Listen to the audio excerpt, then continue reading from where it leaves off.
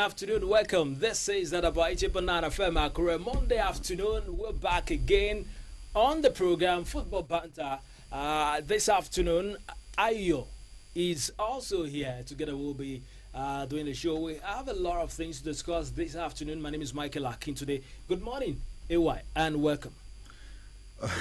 Good afternoon, and thank you for having me once again. I understand that. I understand. Let me say something. I know. Listen, wait. I know you're not happy, and I'm aware you've been unhappy since yesterday. I know why.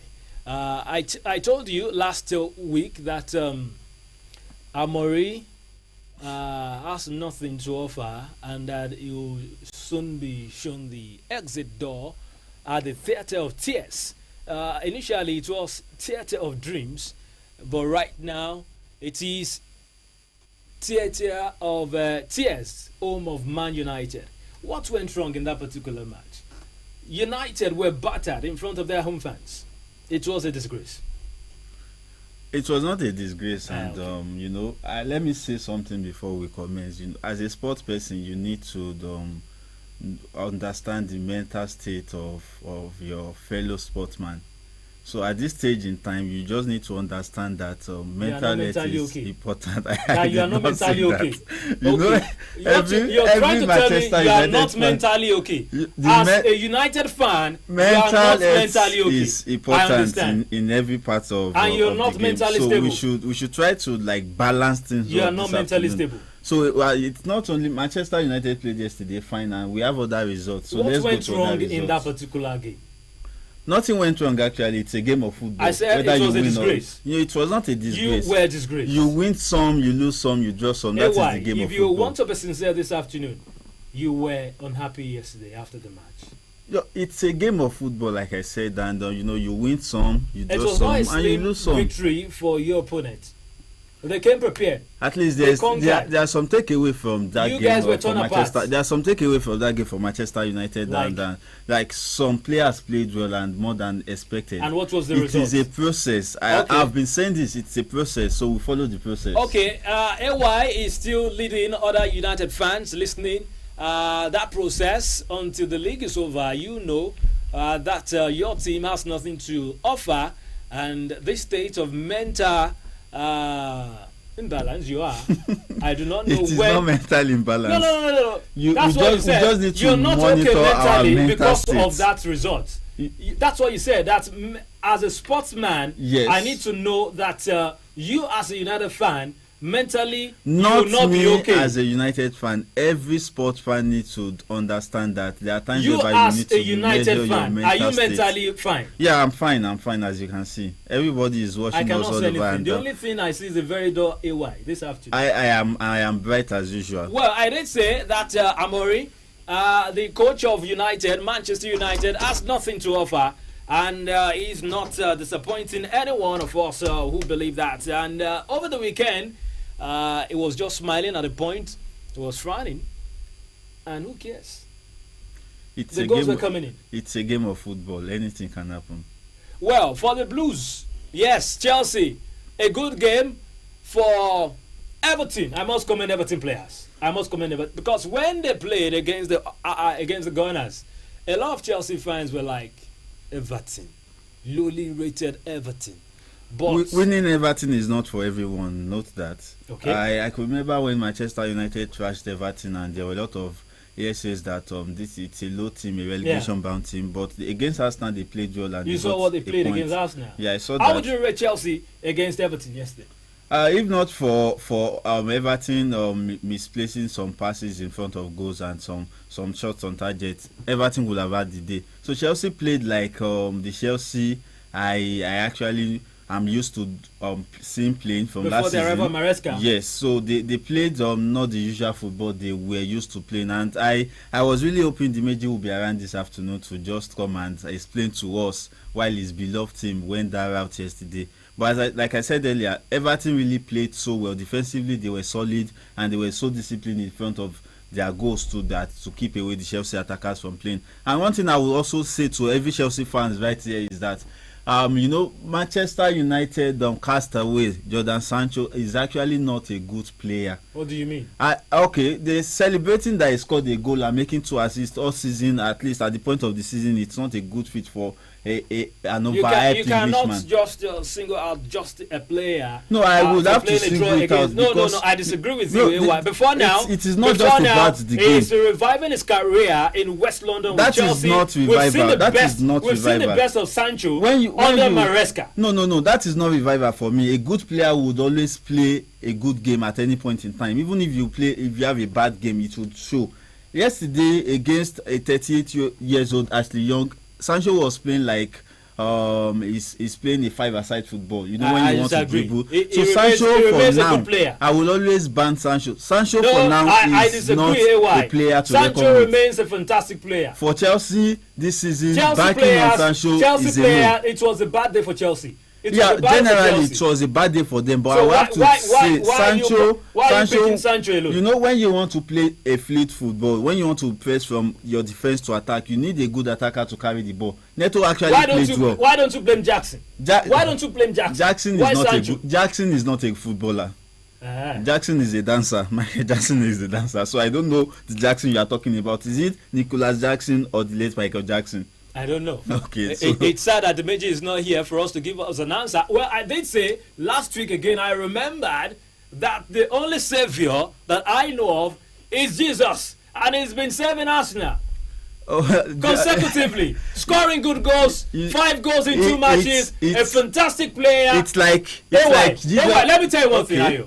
Jesus is the savior.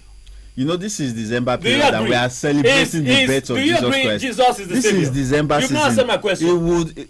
Gabriel Jesus, as far as I'm concerned, will fling with December. Fantastic player. From January, we will Look at the way Arsenal played. Arsenal played what? They played their normal football. It was not just Crystal Palace, right? not good football. Crystal Palace were so dull in attack and in every part of their game. So you would not judge that like Arsenal.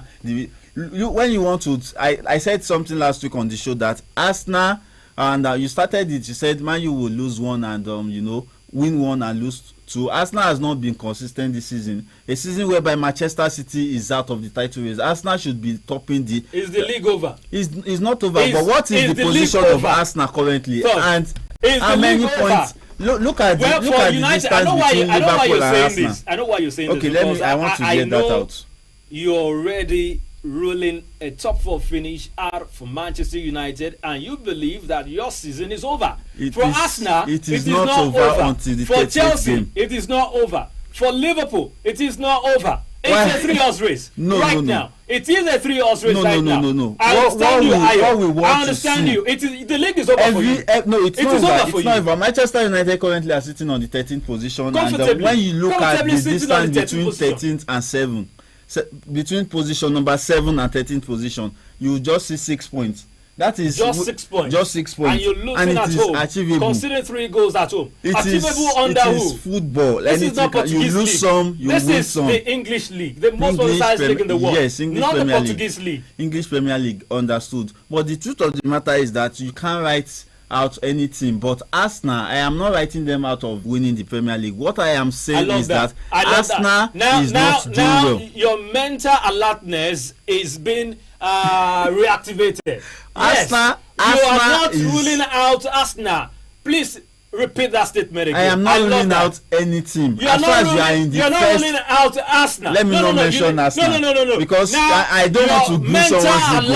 I don't want to give someone's ego actually. When you talk about the first 5 teams. Now we're talking about Arsenal. You're gaining more consciousness. No. When it comes to Arsenal, I have to be factual because I don't want to grease anybody's ego when it comes to Arsenal. Okay. Arsenal have not been doing well. A serious team, Arsenal. Okay, go on. I would actually say that looking like the past 2 seasons, for a team that is so serious to win the Premier League, and your major contender is actually dropping points game in, game out. You should actually see that. We have our game plan. The game plan is to win today and to lose tomorrow and to have a game and draw to the next match. Arsenal has not been consistent this season. That is the truth of the matter. And that is why you have the likes of Liverpool and Chelsea having the day. Chelsea, for me, it's a surprise. What day? They've been winning. Well, the truth of the matter is, you saw the Liverpool game yesterday, Tottenham versus Liverpool. I'm not supporting Liverpool actually, but I would want to say that Liverpool has shown over time this season that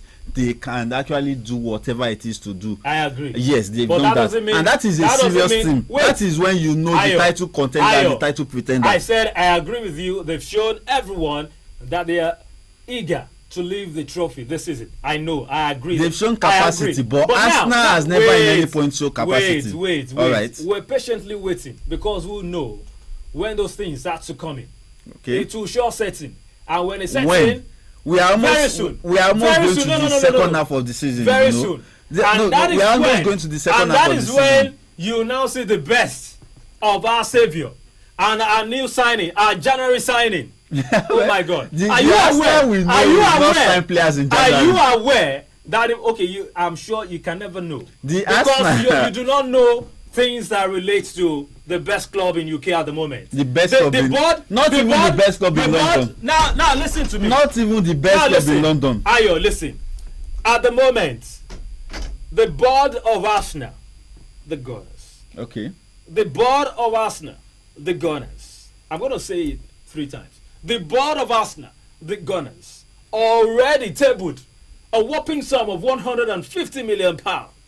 The same is the Arsenal we know. Listen to me, for God's sake. Okay. How much was Rice bought? Forget it. That is the record. Listen to me. No. We are going to break that record again. Another record will be created and will be broken. Now listen. Manchester United has been every 150 season getting, and we see the result. No, it's not about results. We want to talk about transfer. Listen to me now. £150 million set aside for which player? For January signing. For which player? And wait now, I'm still talking. For January signing. Okay. And the top priority in North London at the moment, in Ashburton Grove, the right side of North London, is a fantastic player, fantastic striker.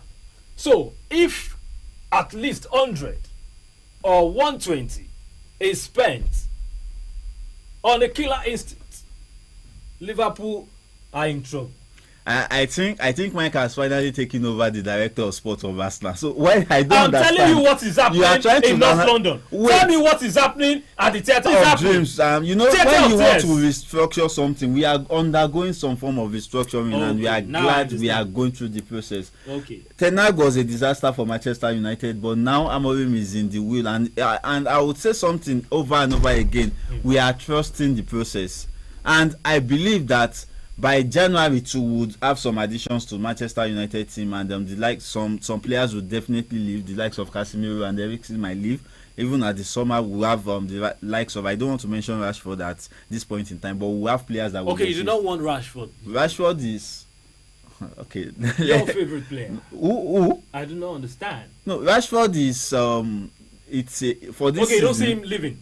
Rashford will leave definitely. He has issues. For the past 3 games, he has not been featuring in the game, so we know he has issues, and he is going to leave definitely. And when you see by next summer for Manchester United, when they trade in some players and they trash out some players, you will see a very good side with the system Amorim is playing, and is a trusted winner. I can actually assure you that. How many? For me to ask, I will ask a question every show as far as I'm on this show. How many titles has Arteta won in his career? As a player? As a coach? Why are you asking? No, I need to know. I need to know why you asking. No, I need to know. I want to make a comparison. How many titles has he won? Go ahead with your comparison. No. You need to answer me. I'm not answering. Last week I asked that how many Champions League has Arsenal won? You ran away from that question. How many trophies is in the kitty for Arsenal? How many trophies is in the kitty for United? What are you saying? You want to compare that? Manchester United is the most successful. I will say it again. And sitting comfortably on the 13th position of the league table at the moment. In the Premier League, the most successful team in the Premier League is one of the best in Europe. The process will be over at the end of the season. We are trusting the process. But don't run away from my question. I actually want to compare Amorim with Arteta. How many trophies has Arteta as a coach won for Arsenal? Or he was the assistant coach in Manchester City, but as a manager, as a full-fledged manager, how many titles has he won? Just give me the number, and I want to compare something. So what are you trying to say? No, let's compare. Are you bringing the Portuguese league to UK now? No, let's compare. Is that what you're saying? If it is not about the Portuguese league. If you are bringing the Portuguese league to United Kingdom, let me know. Just answer yes, then I will know how to I am not doing that, but the truth of the matter is we want facts and figures. I want to compare you said Amorim is not a good coach, and I want to compare. I said he has nothing to offer in Man United. Arteta has something to offer for the Gunners, but what has he done? Arteta has something to offer for the Gunners. What has he done? Amorim might be the best in Portugal. Okay. Against the likes of Benfica. Okay. But in the United Kingdom, he's an original learner. He's still learning. So you feel Arteta is a pro and he has not been able to win the Premier League for the past 4 seasons. We are in the league together now. Let's see how many years. That is what I want. Let's see how many years it's going to take Amorim to win. We will definitely get there, and I will come back and remind you. I will make it public. I'll be patiently waiting for your comeback. I'll be waiting for your comeback. The Gunners, like the Gunners are gone. One more time, please. One more time. The Gunners are gone. When you made mention of Arsenal, you call it 3 times, not just an ordinary club. Okay, the Gunners are gone. Mike, let's talk about Liverpool. Let's talk about Liverpool. Liverpool at the moment they're doing so well, no doubt about that. Right. But my worry is because we saw what happened to Manchester City, we never saw this coming. Yes, definitely. Initially, it was Rodri. Aside Rodri, some players got injured, but I believe it is more. A lot of things might be happening at the Etihad that we do not know. I actually feel this is a psychology issue of a particular player. Yes, definitely. And I don't want to believe the players are tired. Are they tired? I don't know. I listened to Pep's post-match conference after the loss against against Aston Villa, yeah. And he said that he made mention of injuries to players, and I could see so many pundits come online and actually trash that. Why would you say it's an injury to some of your players? Aside from Rodri, how many other players do you have on your injury list that are top-notch players? Yeah. Oscar Bob and Rico Lewis were injured. Okay, De Bruyne is back. And Ake is actually injured. Yeah. But when you look at the Manchester City team, I feel it's more of a psychological issue than the normal routine. I agree. So I feel there's something that needs to be done. They have their best legs already. We have Foden is back I think he's back in his form. Yeah, and we have the likes of Stones. Stones came in a few weeks ago to play, and we have their players back. Everyone is back. So it is not just about the injury to Rodri. And I feel if he feels that is the thing, the main issue with the team, January is here, they can sign a very good defensive midfielder to cover up for Rodri. I think that is one of the issues. I'm actually. So sure we do have a natural defensive midfielder. I'm so sure he will buy in January. Yes, but that is just my own take on Manchester City. Now, Ayo, let's talk about this team in Anfield. We're about discussing them before we move to the Etihad. Liverpool, they're doing so well at the moment. What exactly can make Liverpool lose points? I personally, for me, I am not seeing them losing much points this season. At least for now, they will definitely drop points. But I feel it's injury. You know, when it's in football, injury is one of the most dangerous things that can happen to a team. So when you have the likes of Szoboszlai, the likes of Mohamed Salah out for a few weeks, you would not the only one scoring. But when the magic Slot has been performing this season is actually entrusting every of his players to score. Yeah. And the attack line. Every one of them can actually put up the ball at the back of the net, and unlike the likes of Arsenal that would always trust on the attackers. Are bona fide players of Arsenal, and they are being paid to score goals. Yes, they are being paid to score goals. Unlike United attackers who earn money. Okay. And they're not doing the job. Let me remind you that currently Højlund is he has 5 goals and 5 assists in Europe this season. What's the meaning of that? Yeah, so I just want to remind you. I just want to tell you that. What's spectacular? With 5 goals. How old is Saka? Højlund is 22 years old. Saka. How old is Saka? I'm not going to call Saka's name once. Oluwabukayomi. How old is Saka? Oh my God. How old is he?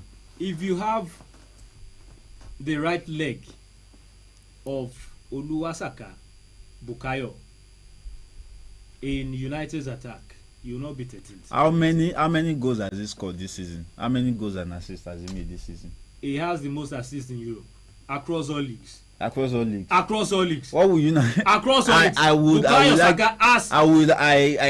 would not believe that Bukayo Saka. No. What this season, Mohamed Salah has the highest with yesterday's scoreline, is the first player to hit double digit in goals and assists. Yesterday's match, and if not for that injury, that knock on Saka, he was about scoring 3 goals. Okay. Yes. I see you. I feel you work with him. It was a bad scoring. He would have scored 3 goals in that match. The previous matches he was fit and he played all the 90 minutes. He didn't score an hat-trick. So it is just that game he was injured. That is just when you want to paint like a player and overhype a player that like they always do in England. So it's an overhyped you England agree with player. me that he's a fantastic player? No. I would not actually. I'm always very objective, unlike some Arsenal fans. And no one can be like Saka in United team. Yes, now you know these things. Currently, when you want to compare the form of Amad Diallo and Bukayo Saka, you can actually we have the facts and figures and the statistics to show for that.